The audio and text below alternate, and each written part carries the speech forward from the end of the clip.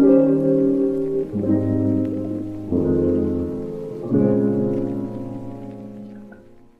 there, welcome back to my channel, or welcome if you're new. I am Emily and this is a very different video for me.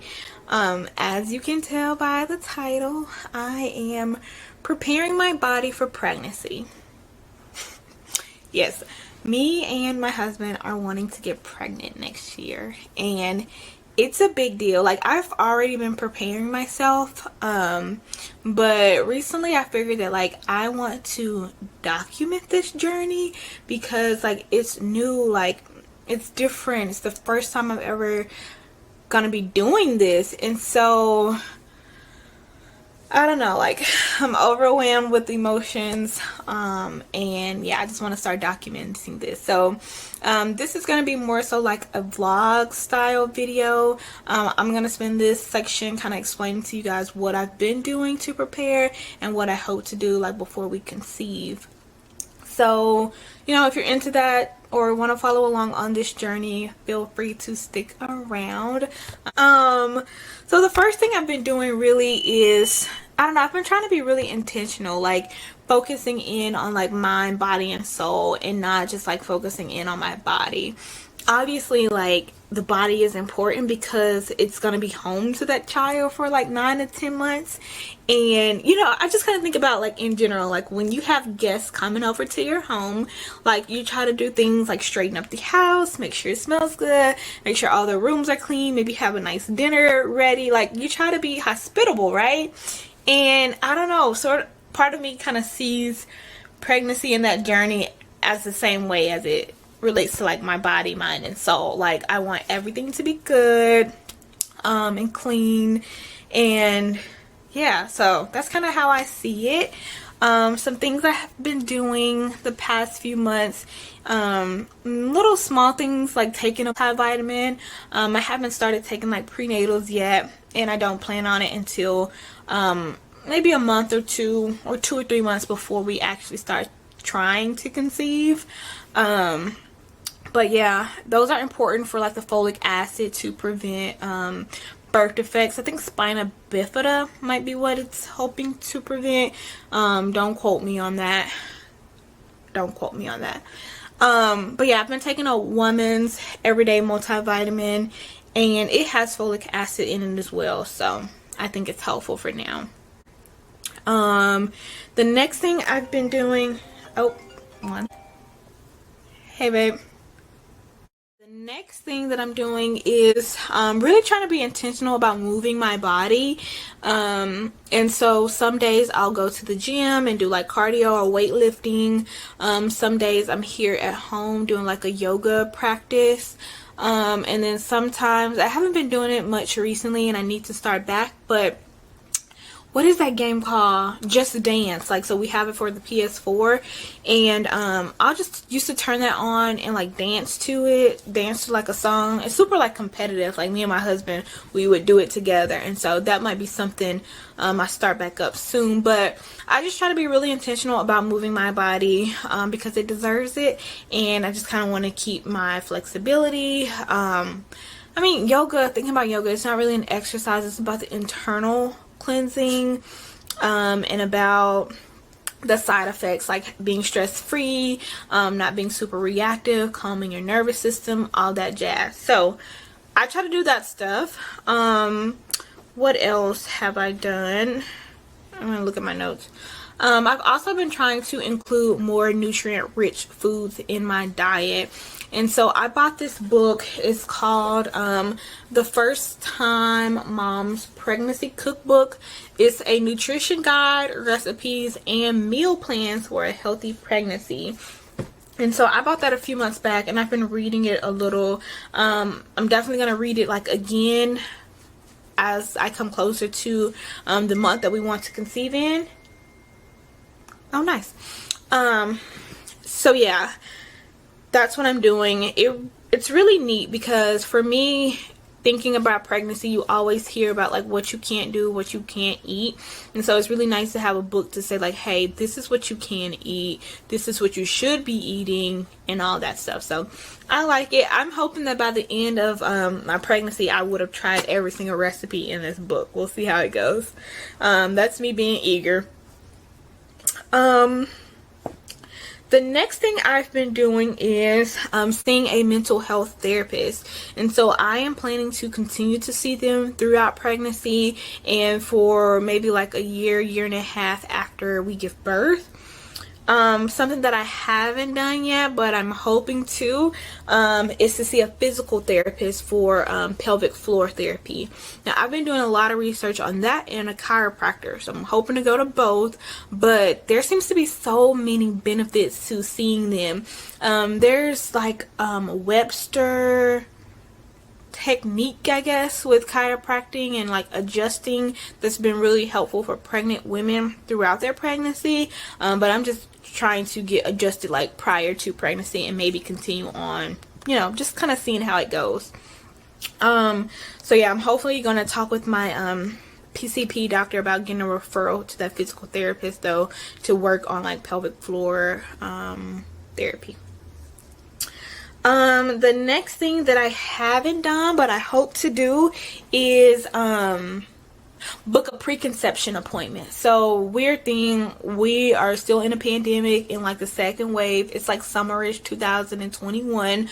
And I tried to book a well woman's exam with my gynecologist and they were not doing in-person appointments and they put me on a wait list. So I thought that was weird and I was really disappointed to hear that, but you know, safety first. So I'm hoping that by the time we're planning to conceive, I can at least have my well woman visit or a preconception visit with her.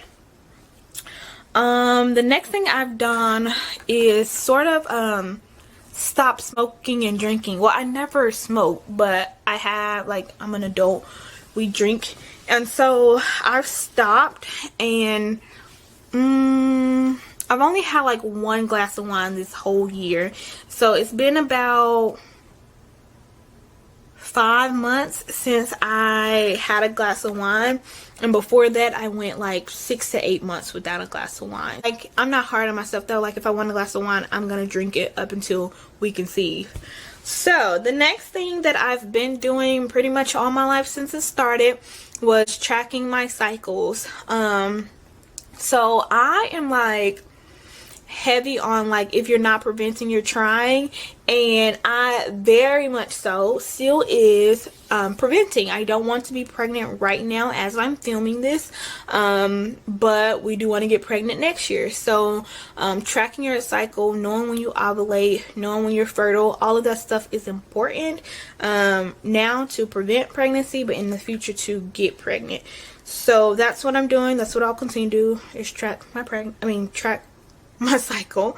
But yeah, so that's sort of all that I have for y'all today. Like I said, this is going to be like a vlog style video, so I will check in with you guys later. Okay, so quick update. I just got off the phone with my provider and they are now seeing people in person, so I can go ahead and have a well woman's exam or well woman's visit this year. It's still summer 2021, but the appointment is scheduled for like early fall, and so I'm just excited that I actually get to get in. And yeah, I know I was really disappointed at first, but this is good news, so yeah. Hey y'all, so I am, first of all, happy fall. I am feeling it. I am into the season. This is my favorite season ever, so yes. But I wanted to come in and let you guys know that I'm about to attend a webinar from someone I found on Instagram. Her name is Alexandria, and she is a functional nutritional therapy practitioner. And so the title of her webinar is why prepare the body for pregnancy. And I think she is going to talk about obviously like why, but also how I'm helping. I'm planning to take good notes, so if I like, you know, what's being discussed, I'll definitely let you know. I'm trying to find her Instagram and like what led me to her. Here it is. I'm gonna play it for you. I hope it shows up right.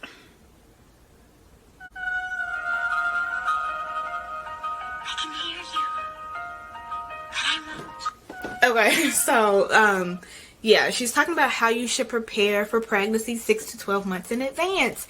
And I was like, golden, tell me. And so then she kind of created this webinar for people to attend. So I'm about to attend it. If I like it, I am of course coming back to share my thoughts, share some key points and all of that. But yeah, I realized I never came back to chat with you guys about the webinar that I attended. I did not get to attend the entire thing. I had some things come up with my PRN job, and so I had to leave and go there.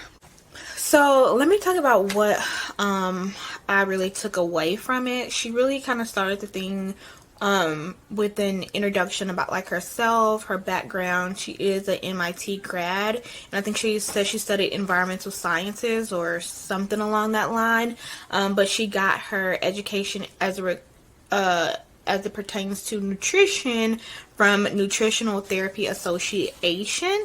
And she kind of started and like got this passion because of her first birth experience with her son. It didn't go in the way that she had hoped, and so she did her own research. Kind of that's how she found, I guess, the Nutritional Therapy Association. And now she is kind of teaching other people in the preconception and pregnancy stage on how to like prepare their body for pregnancy and like eat during pregnancy. The biggest takeaway that I got from there is the daily 7. And so she says that you should try to get these 7 things done every single day.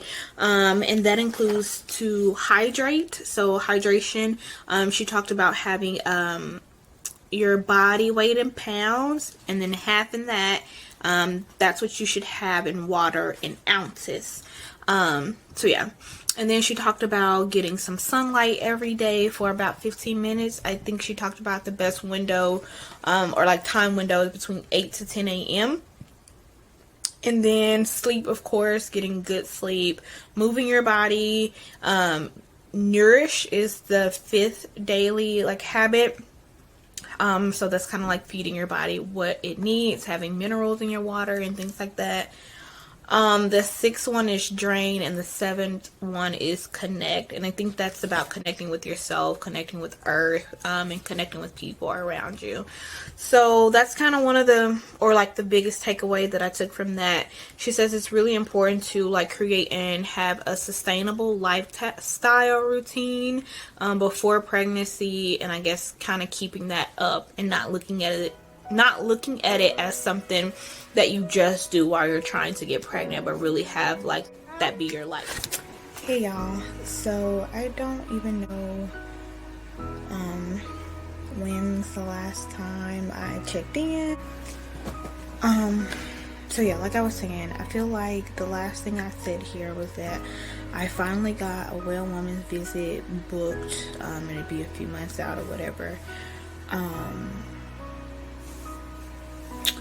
Anyways, we don't plan on having a baby when we said we were. And I'm disappointed. I feel like I'm feeling it more now. Like I was disappointed when we talked about it. It's been like a month and a half or so, maybe even 2 months ago since we talked about it and decided that like maybe now is not the time. Anyways, yeah, like I said, disappointed about it.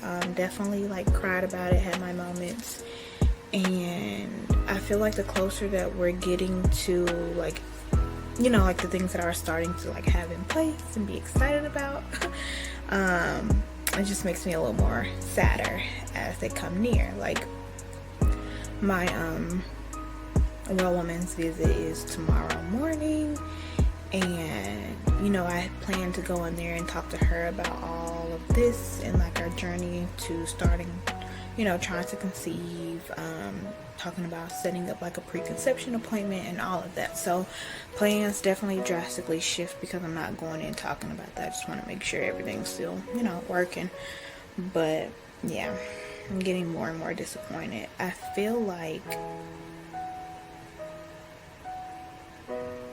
when the month comes that we were going to decide to actually do it, that like I'm gonna be devastated. And it kind of has me a little nervous, not gonna lie.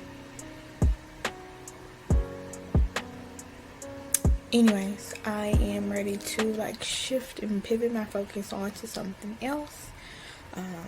I'm definitely someone who is in touch with their emotions, so I'll be processing this for a little bit. But yeah, so that's all that I have for you guys for now, and maybe one day I'll pick back up where we left off. Until then, I am wishing you all well. Oh boy, don't we have some things to talk about? So, it's been about 4 to 5 months since I last checked in, and I kind of ended it saying that like I'll come back if things change, and so I'm back. Things changed.